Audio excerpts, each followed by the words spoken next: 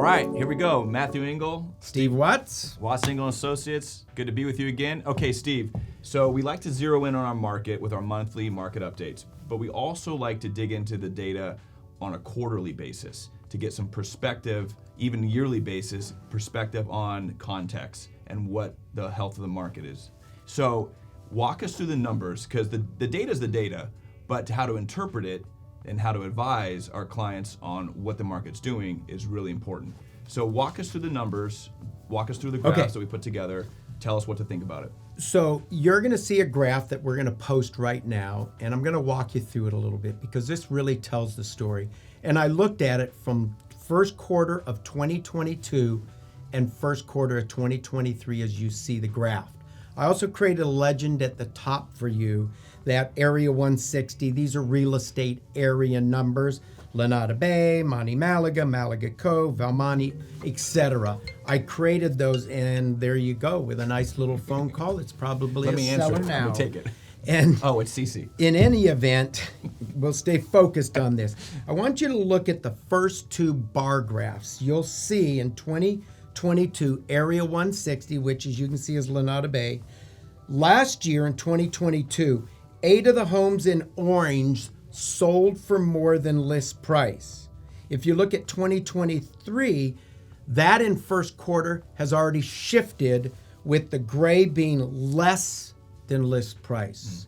We have seen the highest rate that we have in 4 years of price reductions on homes over the last couple of months.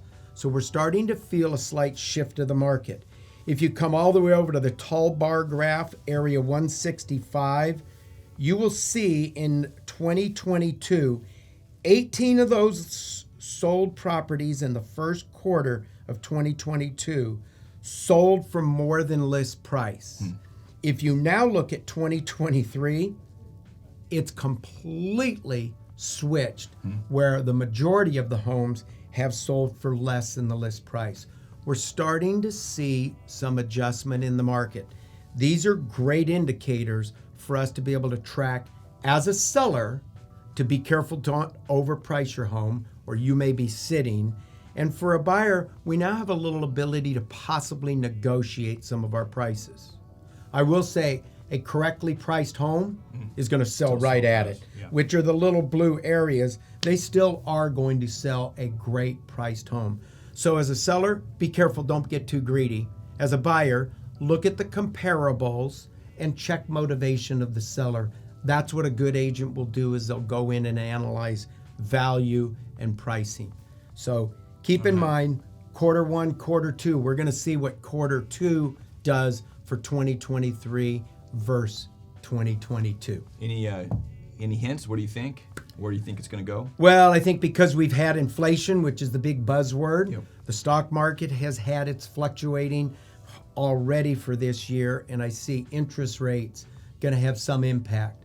As long as we still have low inventory and buyer demand, we're going to hold on. But once we start to see some increase in inventory, I think the market's going to have a greater adjustment downward. All right. Stay tuned.